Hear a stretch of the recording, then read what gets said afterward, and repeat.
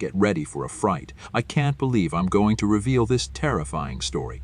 But here's the thing, when I first heard about it, I slept with a nightlight like a scared child. Hey, I'm not proud of it, but fear does strange things to a person.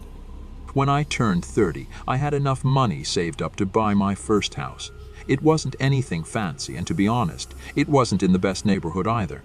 But I was still proud of it. Within the first 2 weeks of moving in, I met all the neighbors nearby. Surprisingly, they were pretty nice, which was unexpected given the area.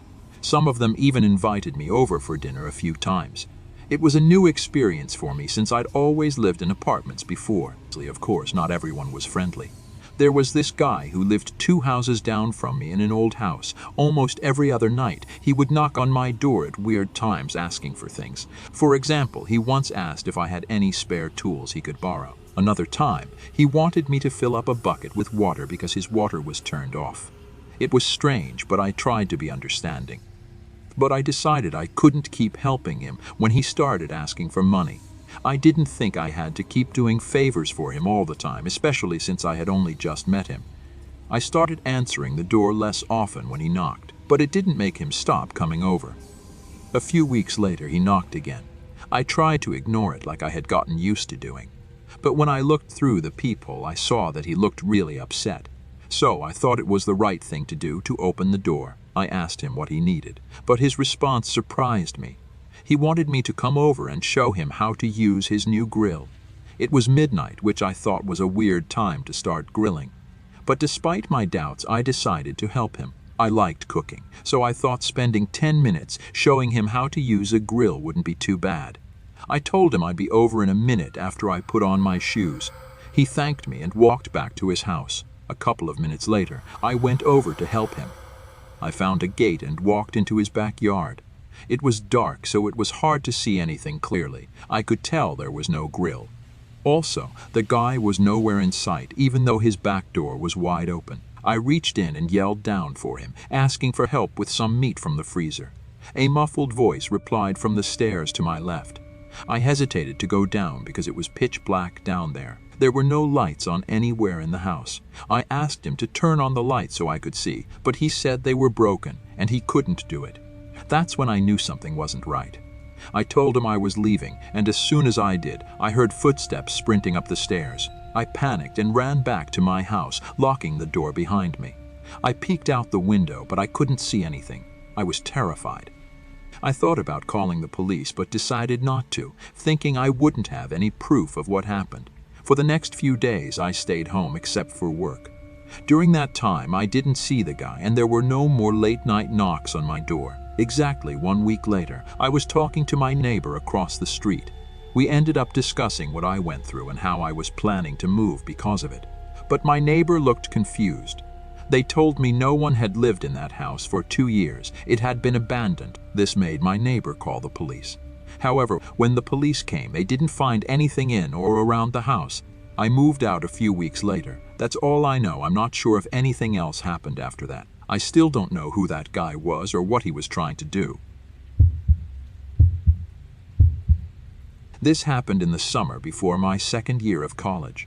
I was searching for a place to live near campus for the upcoming school year. I found some good-looking apartments, but they were all too expensive for me. I realized I needed a roommate to split the rent. I put an ad on Craigslist explaining my situation. Less than an hour later, I got a response from an older lady in her 70s. I was expecting a student from my university, but I didn't mind. As long as they could help with rent, it was fine by me. Since I didn't get any other responses in the following week, I took the chance. When the school semester began, we moved in together. Her name was Dorothy. She was short with white hair. She seemed nice, though a bit quiet. I thought we'd get along fine, so I wasn't worried.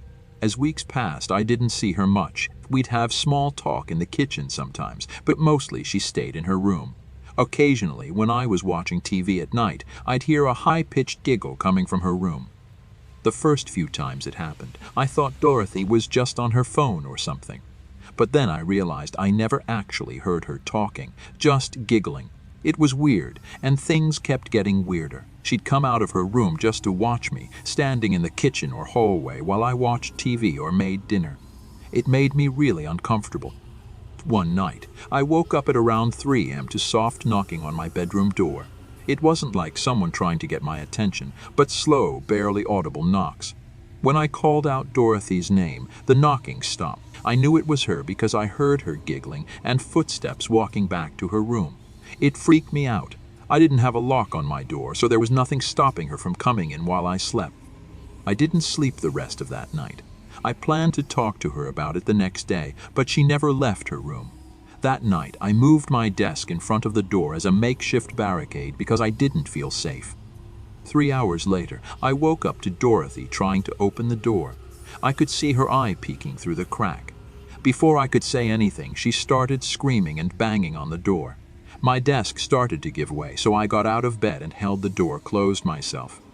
The screaming and banging lasted for another 2 minutes. Finally, I got up and called the police. When they arrived, I opened my bedroom door and my heart sank.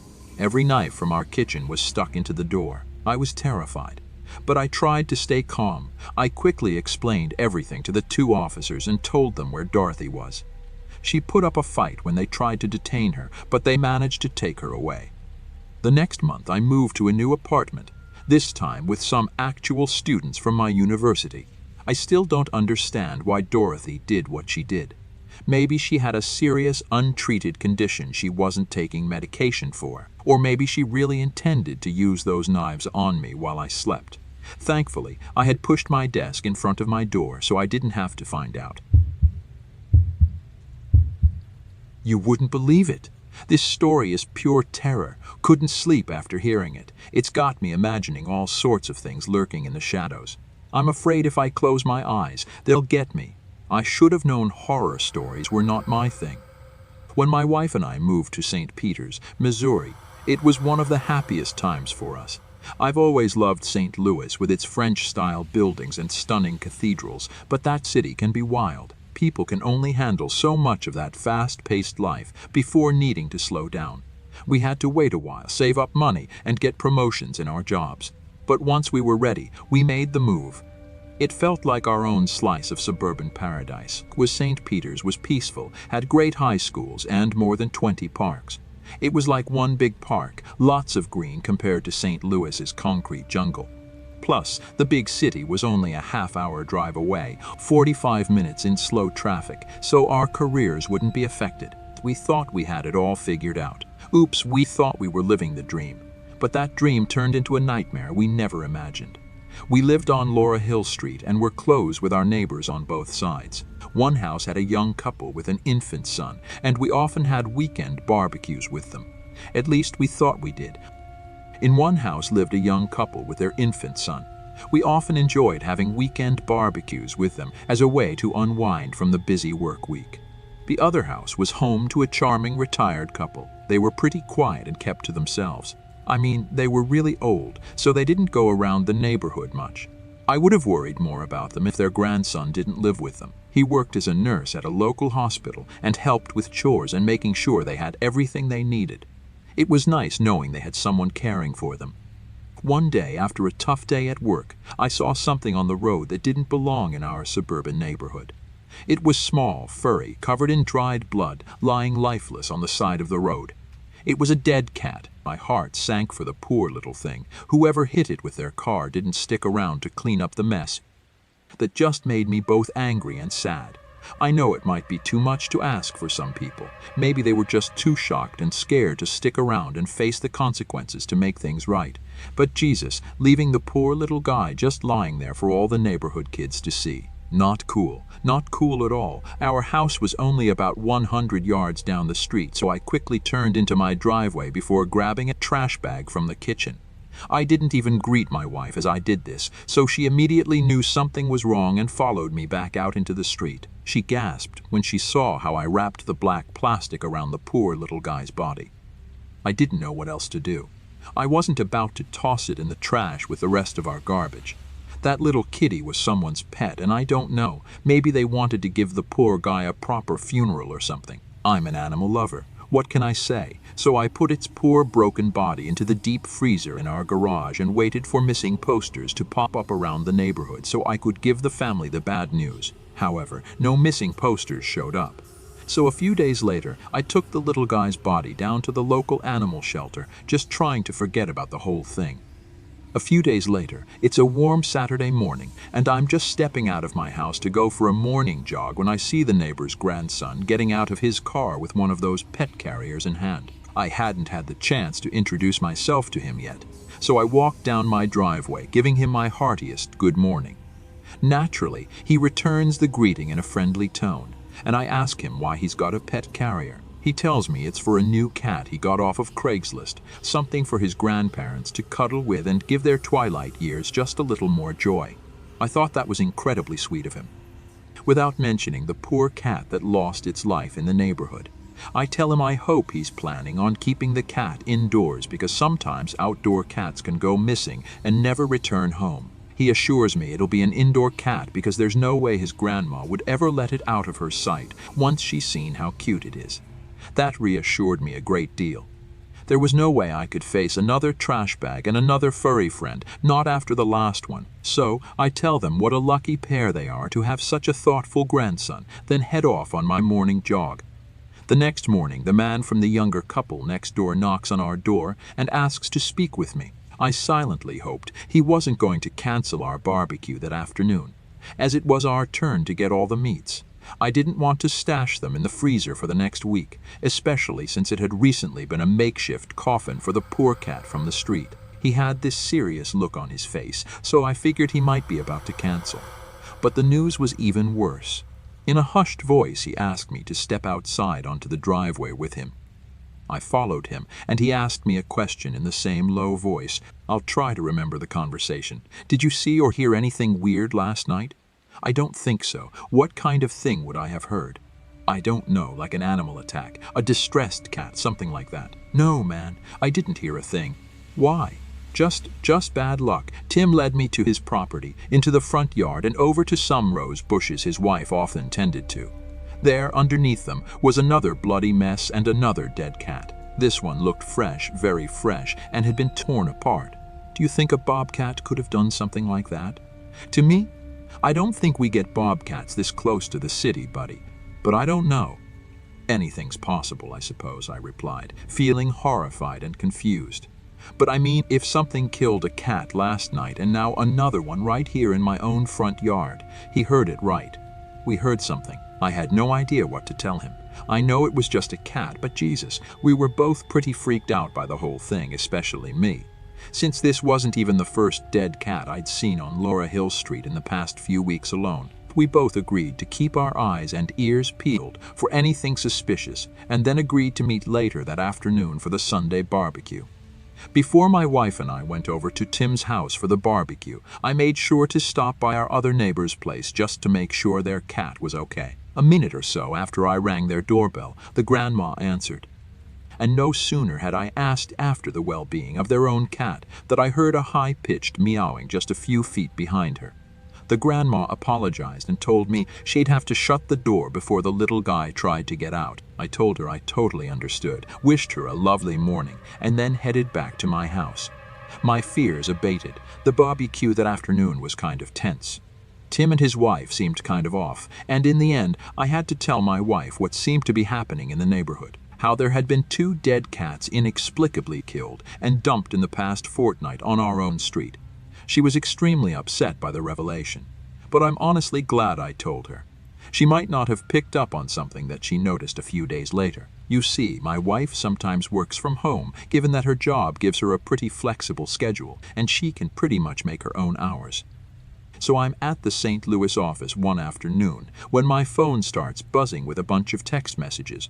They're all from my wife, and she's asking me to call her as soon as possible. Turns out it's about the neighborhood cat killings. I called her as soon as I could.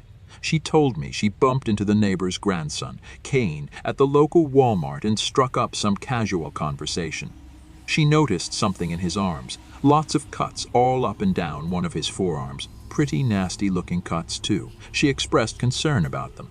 She told me they looked pretty sore, but Kane laughed it off, saying he got them at work when an elderly hospital patient got angry during some treatment. Her voice was shaky, a mix of fear and anger. She said she knew Kane was lying. The cuts on his arms were from cat claws. She'd recognize them anywhere since she'd had a few cats as childhood pets. One scratch in particular was really obvious, a set of parallel lines. If they were indeed from a violent hospital patient, they must have had the smallest hands in the universe. After that, my wife was fixated on the idea that Cain had something to do with the cat killings plaguing our neighborhood. Her fears were compounded by a letter we received from the local homeowners association, mentioning that several dead cats had been found in people's yards and local parks. Strangely, not a single family had reported their pet cats missing. We were playing detective at that point, thinking whoever was killing these cats wasn't just catching neighborhood pets. They had to be getting them from somewhere else, like Craigslist. But we couldn't just accuse Cain of such awful crimes, especially since the cat he brought from his grandparents seemed fine. One evening, my wife was watching out the kitchen window towards the neighbor's house, something she'd been doing a lot lately. I was starting to think her obsession with him was getting a bit much, as she only ever saw him doing normal chores for his elderly grandparents.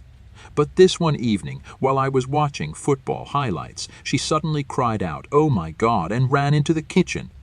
When I asked her what was wrong, she said she saw Cain taking out the trash bag, and it looked suspiciously empty, like there was only something cat-sized in it. I guess I wanted some certainty by then, so I agreed to wait until dark before going to check out the trash cans. When night came, I made sure no one was around, then snuck over to the neighbor's trash cans to see what my wife had seen. And sure enough, right at the top of the can was a black plastic bag containing none other than a dead cat, cut up in the same way as the one our neighbor Tim found in his front yard. It was the cat he got from Craigslist, the cute little tabby I saw with the grandma that day when I went over to check on it. I went back inside as calmly as I could and called the cops right away. Within an hour or so, a patrol car pulled up outside Cain's place. My wife and I watched from the window as the police first talked to the grandparents, then went inside to search the property. When we saw them come out with Cain in handcuffs, my wife lost her cool. She ran out and started yelling profanities at him. Days later, it was all over the news. Cain was charged with 12 counts of felony animal abuse after admitting to using Craigslist to gather cats, which he abused, tortured, and killed. He told police he never intended to care for any of the cats. He wanted to strangle or drown them in buckets in his grandparents' backyard. But that wasn't the worst part. Cain also admitted to dismembering some, cutting off their heads or limbs. He even stomped on their heads before dumping their remains throughout the neighborhood to scare those of us on Laurel Hill Street. The last I heard, he was locked up in St. Charles County Jail with a $50,000 bond on his head. His grandparents were shocked and appalled and had no intention of paying it. What disturbs me the most about the whole thing isn't so much what Cain was doing, but how he seemed like the least likely person to do those things. He seemed like such a nice young man, always helping people with his nursing job or assisting his grandparents around the house. I thought Cain was practically a saint when I first met him, but now it's clear it was all just a front. He had the devil in him, and I'm just grateful we figured it out before he could hurt anyone or anything else.